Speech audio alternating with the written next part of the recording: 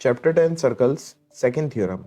The lengths of tangents drawn from an external point to a circle are equal.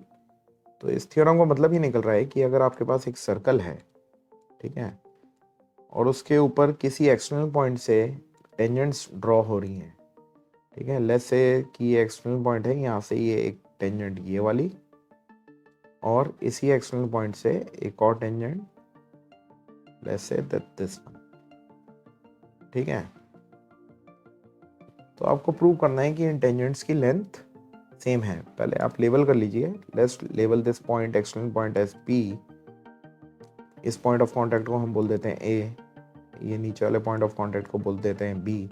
By the way, एक किसी भी point से एक circle के ऊपर दो ही टेंजेंट्स बन सकती हैं, ठीक है।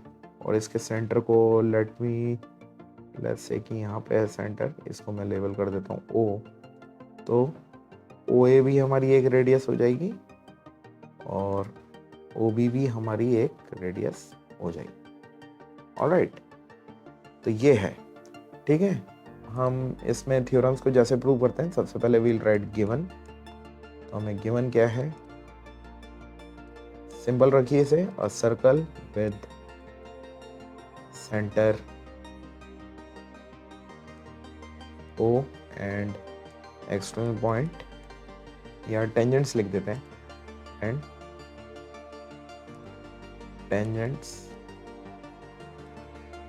P A and P B, ठीक है।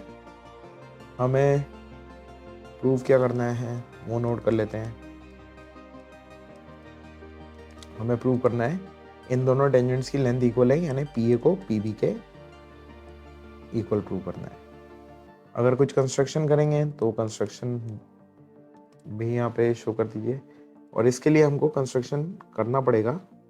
एक सेकेंड, बिगड़ गया, 1 सेकेंड। कंस्ट्रक्शन लेंगे हम जॉइन पी ओ, ठीक है। तो ये हमारा कंस्ट्रक्शन है, जॉइन पी ओ। अब काफ़ी बच्चों को मालूम पड़ गई होगी अप्रोच, और अगर नहीं पड़ी तो अब मैं एक्सप्लेन कर देता हूँ। अब आपको कुछ भी नहीं करना, आपके पास ये दो ट्राइंगल्स हैं, ट्राइंगल ओ ए पी और ट्राइंगल ओ बी पी।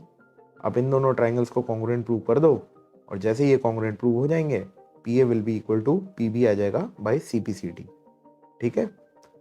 तो बड़ी आसानी से कॉन्ग्रुएंट प्रूव हो जाएंगे। कर लेते हैं इसको proof in triangle O A P and triangle O B P. इनको कॉन्ग्रुएंट प्रूव करने के लिए सबसे पहले आप ये सोचिए, हमने थ्योरम 1 में क्या सीखा था कि radius is perpendicular to tangent at point of contact. तो यहाँ पे पॉइंट ऑफ कांटेक्ट है ए, रेडियस है ओ ए और टेंजेंट है पी ए। तो ये हमें एंगल 90 डिग्री मिल गया। इसी से यहाँ पे ये रेडियस है ओ बी और पॉइंट ऑफ कांटेक्ट है बी, तो एंगल ओ बी पी भी हमें 90 मिल गया। पहले तो ये नोट कर लेते हैं, angle O A P is equals to angle O B P. Reason लिखना बहुत इंपॉर्टेंट है बाय थ्योरम, बट थ्योरम का नंबर मत लिख देना। कई बच्चे ये सोचते रहते हैं थ्योरम 10.1 लिख दूं मैं यहाँ पे, या फर्स्ट थ्योरम ऑफ सर्कल्स, कुछ भी ये नहीं चलता। आप बकायदा थ्योरम लिखिए कि रेडियस, उसको शॉर्ट में आप भले से लिख दीजिए, रेडियस को जैसे R D dot is perpendicular to tangent at point of contact.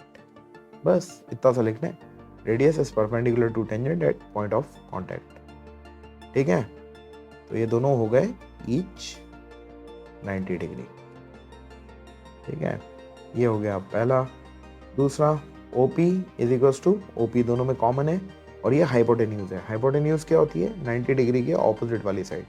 तो एंगल ए 90 डिग्री है, उसके ऑपोजिट OP, इधर भी एंगल B 90 है, उसके ऑपोजिट OP। तो OP is equals to OP,